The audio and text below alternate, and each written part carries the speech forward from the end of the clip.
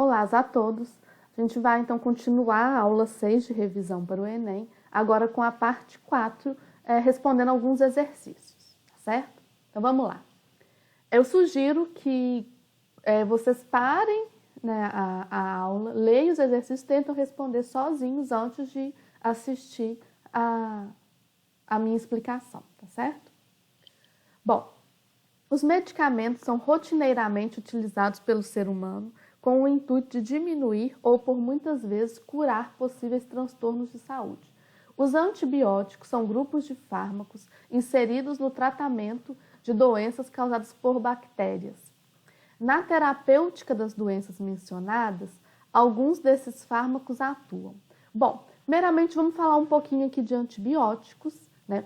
Os antibióticos, eles são utilizados, como está dizendo aqui no enunciado, para o tratamento de doenças causadas por bactérias, tá? Então, muitas vezes, às vezes a gente está lá com gripe. Gripe é uma doença viral e aí quer tomar um antibiótico? Não. A gente toma um antibiótico quando tem alguma inflamação, tá certo?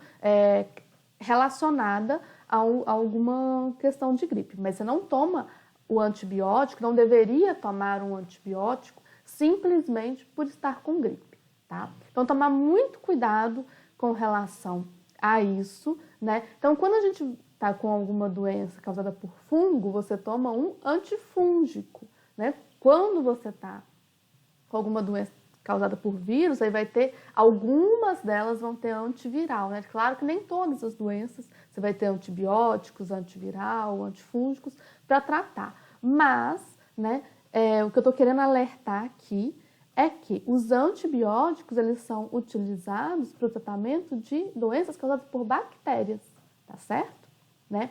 E aí aqui está perguntando, quando então a gente vai tratar dessas doenças por bactérias, né, desses antibióticos, né, alguns desses fármacos, de quais que nós estamos falando? Dos antibióticos. Eles vão atuar como? E aí aqui a gente vai ter a letra E, danificando as estruturas específicas da célula bacteriana, tá certo? E aí, com isso, né, impede que aquela bactéria se reproduza e continue causando doença, tá? Aquelas bactérias, né, que vão ter várias dentro do corpo. Próxima questão. A classificação biológica proposta por Whittaker permite distinguir 5 grandes linhas evolutivas, utilizando como critério de classificação a organização celular e o modo de nutrição, certo?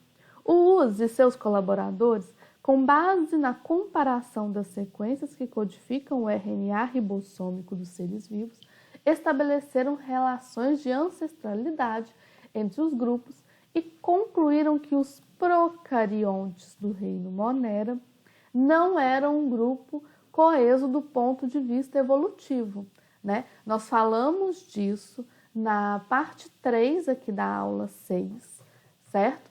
Em que antigamente todos os seres procariontes, né, ou seja, aqueles que não têm núcleo definido, eram incluídos no reino Monera.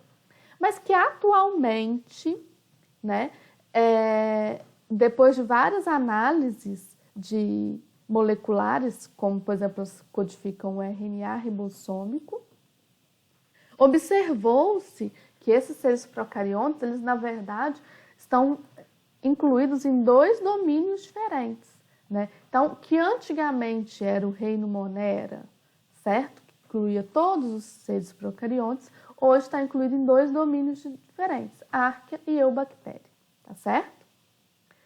E aí está perguntando qual que é a diferença básica nas classificações citadas, é que a mais recente, né, ou seja, essa aqui de 3 domínios, ela se baseia fundamentalmente em letra C, nas relações filogenéticas, né, que nós estudamos, que a gente falou até na primeira aula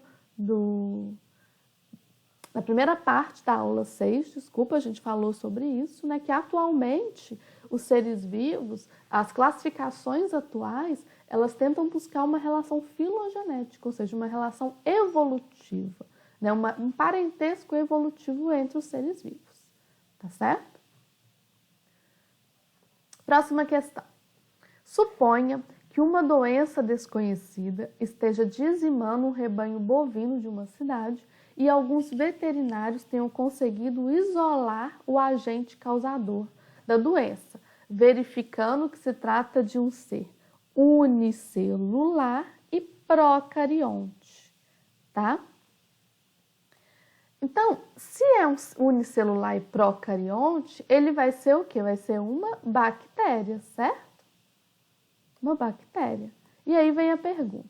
Para combater a doença, os veterinários devem administrar nos bovinos contaminados os antibióticos. Como a gente falou no slide anterior, são os antibióticos que combatem bactérias, certo? Próxima questão. Tanto a febre amarela quanto a dengue são doenças causadas por vírus do grupo dos arbovírus, pertencentes ao gênero Flavivírus. Tá? Então, eles são do mesmo gênero, né, esses vírus, existindo 4 sorotipos para o vírus causador da dengue. A transmissão de ambas acontece por meio da picada de mosquitos, como o Aedes aegypti, que é o mosquito mais comum na área urbana, que é mais comum na área urbana, que transmite febre amarela e dengue, tá, gente? Entretanto, embora compartilhem essas características, hoje somente existe vacina no Brasil para a febre amarela e não tem nenhuma vacina efetiva para a dengue, tá? Existe, na verdade, atualmente alguma vacina para a dengue, mas ela não é muito efetiva, tá? Ela tem alguma efetividade, mas não é 100% efetiva, tá certo? E aí a pergunta é, esse fato pode ser atribuído a... Então, por que não existe vacina muito efetiva para a dengue? E aí a resposta é a letra E. A baixa capacidade de indução de resposta imunológica pelo vírus da dengue em relação ao da febre amarela. Não, gente, não é essa a resposta, não. Eu olhei aqui, eu fui olhar meu gabarito aqui, eu olhei errado. É a letra B, ó. Alta variabilidade antigênica do vírus da dengue em relação ao vírus da febre amarela. Né? O que isso significa?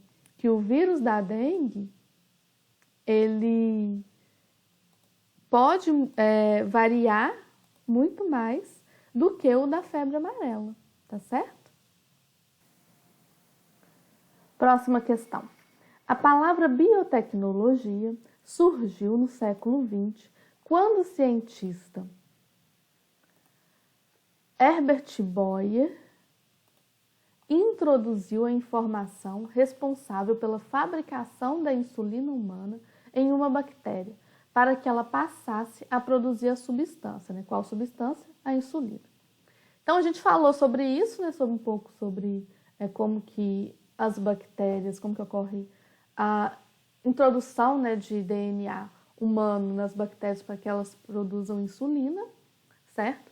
Né? E aí as bactérias modificadas por Herbert Boyer passaram a produzir insulina humana porque receberam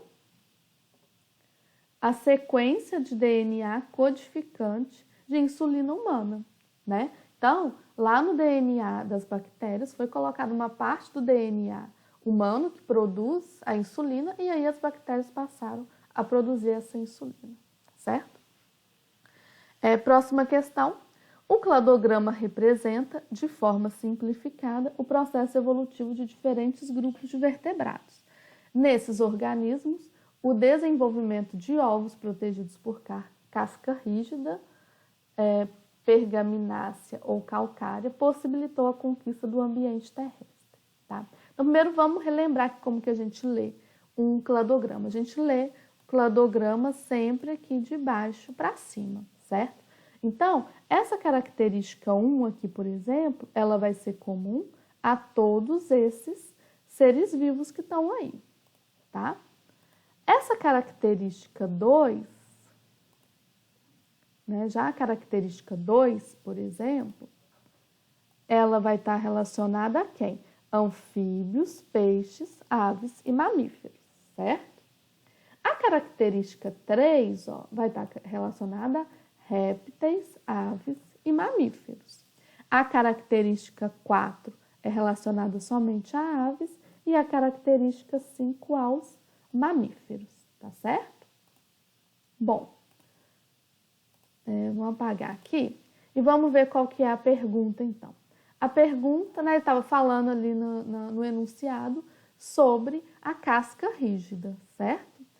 E aí fala, né, o surgimento da característica mencionada, né, que é a casca rígida, está representado no cladograma pelo número. No caso, a gente, aqui na nossa revisão para o Enem, a gente ainda não estudou essas características, né? Mas qual é o grupo quais são, né, os seres vivos vertebrados, animais vertebrados, que estão relacionados, que estão no ambiente terrestre, né? São os répteis, aves e mamíferos. Então, a característica é a característica 3, tá? Eu coloquei essa questão aqui, apesar de a gente ainda não ter estudado isso aqui nas nossas aulas de revisão, para a gente poder relembrar como que se lê um cladograma, tá certo? Próxima questão. Um gel vaginal poderá ser recurso para as mulheres na prevenção contra a AIDS. Esse produto tem como princípio ativo um composto que inibe a transcriptase reversa viral. Essa ação inibidora é importante, pois a referida enzima... Bom, deixa eu explicar para vocês. Essa enzima transcriptase reversa, ela vai ser produzida por vírus do tipo da AIDS, né? Que causam a AIDS, né? Causam HIV. O que acontece com esses vírus desse tipo? Eles são vírus de RNA, tá? Então, quando eles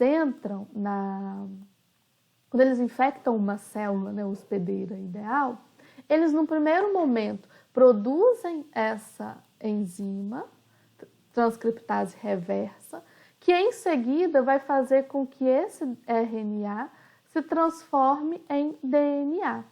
E aí, esse DNA, né, do vírus, que vai comandar toda a célula que está ali naquele vírus, que está ali que aquele vírus infectou, tá? Então, no primeiro momento, do RNA, que já vem lá com o vírus, é produzida essa proteína, né, essa enzima, transcriptase reversa, e essa enzima vai fazer o quê? Ela vai pegar o RNA e produzir moléculas de DNA, tá certo? Para que esse DNA comande aquela célula que está sendo a hospedeira deles, tá bem?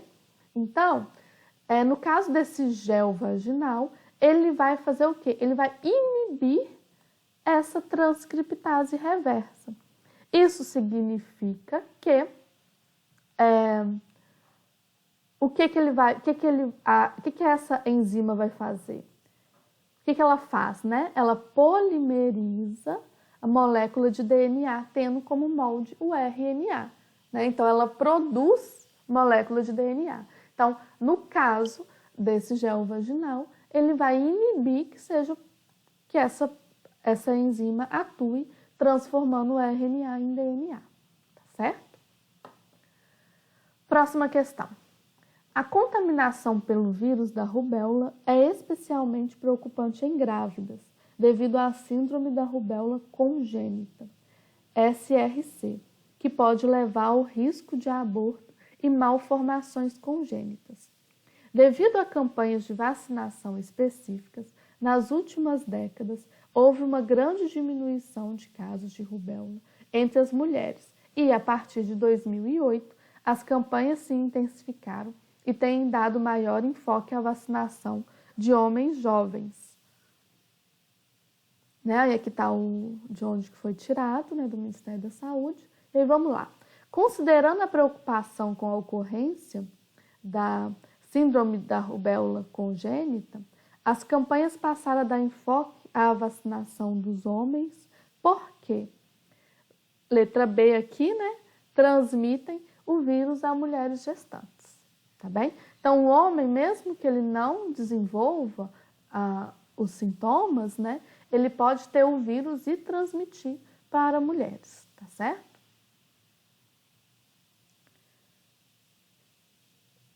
Próxima questão.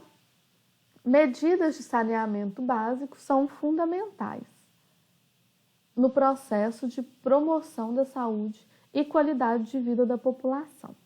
Muitas vezes, a falta de saneamento está relacionada com o aparecimento de várias doenças. Neste contexto, um paciente dá entrada em um pronto atendimento, relatando que há 30 dias teve contato com águas de enchente. Ainda informa que nessa localidade não há rede de esgoto e drenagem de águas pluviais e que a coleta de lixo é inadequada. Ele apresenta os seguintes sintomas: febre, dor de cabeça e dores musculares. Relacionando os sintomas apresentados com as condições sanitárias da localidade, há indicações de que o paciente apresenta um caso de leptospirose, né? Que é aquela doença que é transmitida através da urina de rato, tá certo? Bom, a gente finaliza aqui a aula 6 de revisão para o Enem, tá? Esse vídeo vocês encontram no YouTube e Facebook Prof. Tatiana Siviero e qualquer dúvida podem me mandar para o meu e-mail tati.siviero@gmail.com. Até mais!